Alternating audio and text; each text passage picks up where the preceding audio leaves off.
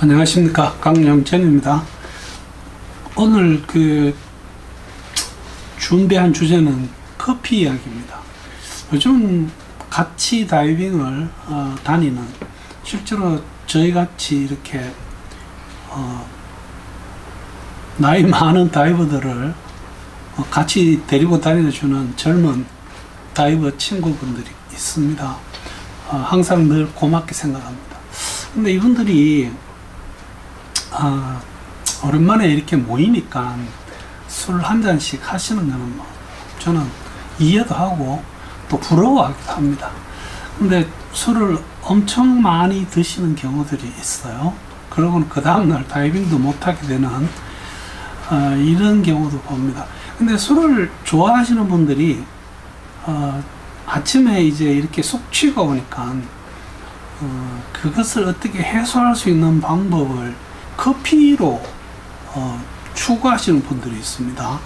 커피를 마시면 과연 술 깨는데 숙취 해소에 도움이 될까? 이 주제를 제가 알고 있던 상식과 많은 분들이 알고 있는 어떤 상식과 달라서 한번 준비해 봅니다. 그래서 우리가 숙취라고 하는 이게 뭔지 한번 정의해 보고요. 커피가 도움이 되는지, 될 수도 있고 안 될 수도 있겠습니다. 그러나 정말 우리가 숙취를 해소하는 데 도움이 될 만한 어떤 방법들이 있을지 그것도 한번 찾아보고요. 술 이야기 할 때는 사실 술의 위험성에 대해서 이야기하지 않을 수가 없습니다. 그래서 친구들을 위해서 이 부분에 대한 결론까지 한번 만들어 보겠습니다. 숙취, 영어로는 행오버라고 합니다. 이게 행과 오버가 붙어서 한 단어를 읽는 경우도 있고 띄워서 두 단어로 쓰기도 합니다. 술을 마신 정도가 아니고 과음을 합니다. 우리가 과음을 할 때 필요한 술의 양은 사람마다 차이가 많습니다. 저는 소주 한 잔 먹으면 아침에 숙취가 나타납니다. 그런가 하면 우리 류현욱 강사나 이현직 강사 같은 분들은 소주를 없어 못 마시고 그러고도 아침에 멀쩡한 경우도 봤습니다. 그러나 과음을 하게 되면 그때 아침에 저희들이 주로 나타나는 일련의 증상, 징후 이런 게 있죠. 특히 이 두통, 메스꺼운 거, 욕지기, 사람이 그로기 상태에 빠집니다. 그런가 하면 문제가 이 숙취는 내가 아침에 이 숙취를 느낄 때 깨끗하게 이 숙취를 끊어주는 치료 방법이 없습니다. 지금으로서는 아직 나와 있지 않고 많은 술 깨는 약들이 사기성이 강합니다. 또 숙취가 아주 심해지면 그 뒤에 따르는 다른 위험성도 있습니다. 그래서 커피와 이게 연관을 지어보자면 커피를 마시면 약간의 도움이 올 수 있는 증상이 있겠죠. 좀 띵하다든가 이런 정신을 좀 차릴 수 있는 부분은 있겠지만 또 어떤 경우는 이 숙취의 증상을 커피가 악화시킬 수도 있기 때문에 이 부분은 주의를 요합니다. 숙취가 정확하게 왜 나타나는지 모릅니다. 이 여러 가지 일들을 거기 갖다 붙이고는 있습니다. 특히 탈수요. 이거는 확실한 것 같습니다. 그런가 하면 술이 들어가서 우리 위장관을 자극을 하기 때문에 오는 어떤 증상들, 메스꺼운 것도 거기 속하겠습니다만은, 그다음에 술을 많이 먹으면 저희들 몸에 면역이 떨어져서 염증이 잘 생깁니다. 화학 약품이죠. 알코올은. 이게 분해될 때 나타나는 어떤 독성 같은 게 우리가 간에서 충분히 제거를 하지 못하면 이런 숙취 증상을 나타낼 수 있습니다. 술을 많이 먹었을 때는 저희들이 수면이 좀 부족해질 수 있겠죠. 저는 그 반대입니다. 저는 소주 한 잔 마시고 나면 아침까지 푹 잘 잡니다. 그런가 하면 이 술을 계속 마시는 분들은 이 술 마시다 중단하면 아침에 이 검단 현상이 나타나는 경우도 있습니다. 유전적인 소인도 분명히 있습니다. 몇 차례 말씀드리지만 저는 제 유전자에는 이 알코올을 분해하는 이 부분이 많이 부족합니다. 저희 형제들도 좀 그렇습니다.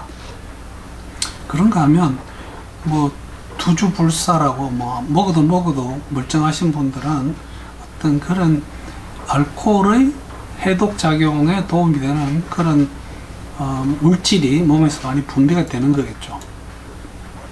숙취의 정상은 피로합니다. 그리고 몸이 힘이 빠지고 제 경우는 두통이 좀 있습니다. 그 다음에 목이 마르고요. 어떤 경우는 밝은 데 나가고 시끄러운 데 나가면 못 견딥니다. 그래서 이걸 광선공포 혹은 음향공포라고 표현을 합니다. 땀을 찔찔 흘리게 되는가 하면 사람이 안절부절하고요. 그 다음에 이 불안해하고 메스꺼워하고 복통 자주 볼 수 있습니다. 근육통, 이게 알코올의 어떤 독성에 의해서 온다고 보고 있습니다. 어지러움, 어떤 경우는 혈압이 상승하기도 합니다. 이런 것들은 그 술을 좋아하시는 분들은 각자 본인의 그 숙취 증상을 잘 알고 있으리라고 생각합니다. 당연히 그 개인 차이가 많이 있습니다. 그 다음에 술을 마시는 시간, 그 다음에 술을 마신 이후의 어떤 시간차, 술의 양, 그 다음에 술의 종류죠. 아무래도 독주를 마시는 경우는 숙취가 더 심하게 온다고 보는 게 맞겠지만, 어떤 경우는 어떤 분은 조금 도수가 낮은 술을 먹고 그 숙취 현상을 잘 나타내는 분도 있고요. 술 종류 중에서는 특히 포도주, 그 포도주 중에서 레드 와인이 숙취를 잘 일으키는 걸로 되어 있습니다. 과연 커피를 마시면 이 숙취 해소에 도움이 될까? 숙취에는 확실하고 명확한 또 그 효능이 증명된 치료 방법이 없습니다. 그래서 이 숙취는 내 몸에서 알코올 독성이 다 빠져나갈 때까지 기다리는 수밖에 없습니다. 그 기다리는 기간 동안 여러 가지의 불편한 증상과 혹은 2차적인 어떤 문제를 일으키기 때문에 사실 술을 많이 마시는 것은 많이 해롭습니다. 커피는 결론적으로 그 숙취에 도움이 안 된다가 결론입니다. 그 이유가 물론 이 커피가 가지고 있는 카페인이 우리 머리를 조금 깨워주는 효과가 있을 수는 있습니다. 그 다음에 앞에 제가 커피가 우리 운동하는 데 도움이 되는가 하는 주제로 한번 말씀드린 적이 있습니다. 뭐 그런 어떤 도움은 될 수 있지만 이 술에 의한 숙취에 이 커피가 도움이 되지는 않는 걸로 되어 있습니다. 탈수를 악화시킬 수 있습니다. 그래서 숙취의 굉장히 큰 원인 중에 하나가 탈수입니다. 그래서 이런 부분요.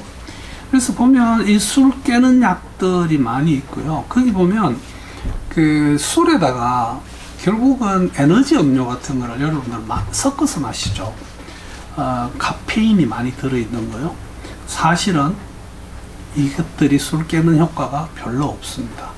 그래서 제 친한 친구 중에는 보면 그 식당에서 점심 먹으면서 소주 먹을 때 반드시 어떤 아스파르긴산인가 뭐 이런 게 많이 들어있다고 하는데 사실은 이게 카페인이 많이 들어있는 거죠.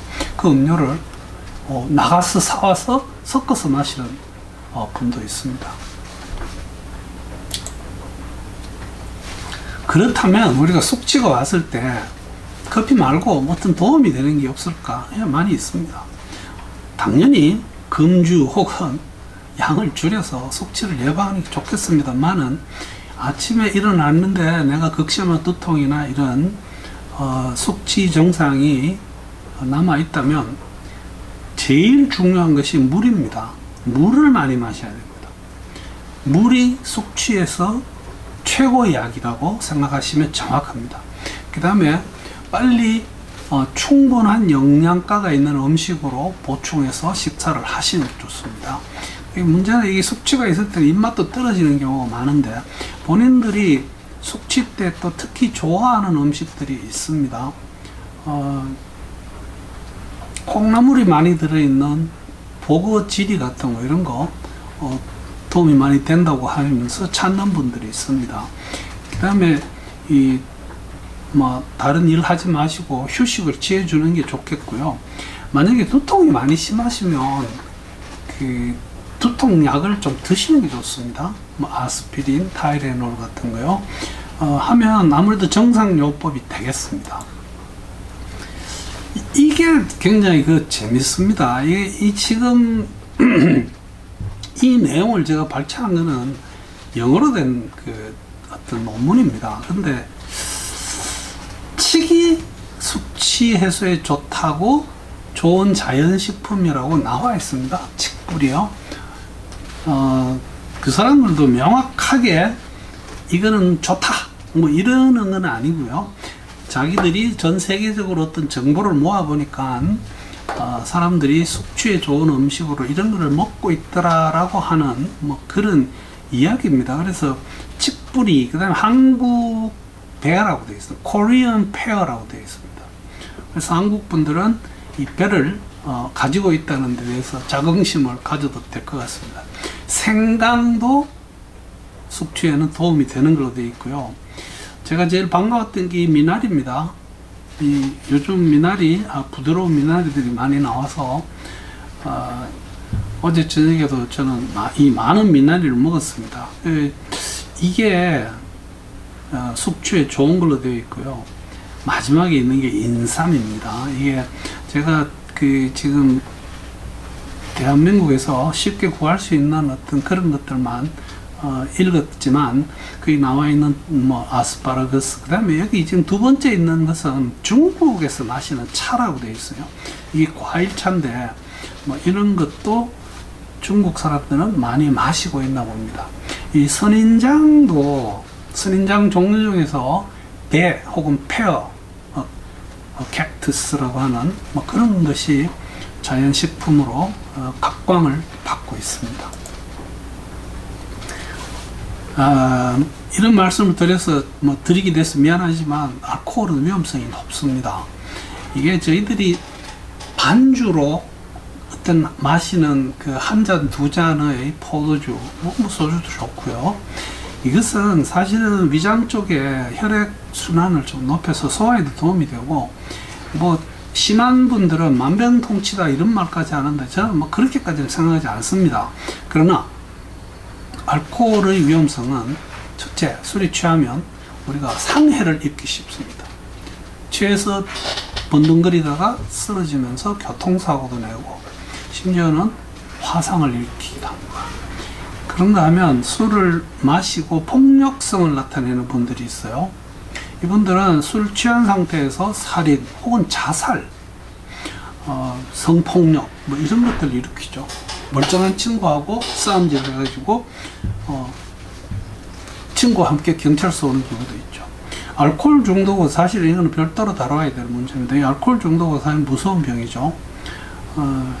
그런가 하면 뭐 술이 취해가지고 위험한 성행위를 해가지고 이것이 뭐 원치 않는 임신을 초래하는 경우도 있고 성병도 불러올 수 있습니다. 문제는 알코올을 꾸준히 마시는 분들의 경우에 어떤 유산, 사산, 그런가 하면 아주 못된 옆에 여러분 보시는 이 그림이 태아 알코올성 질환이라고 하는 어떤 병적인 태아의 전형적인 모습이에요. 뭐 이거는 제가 상세하게 말씀드리지는 않겠습니다.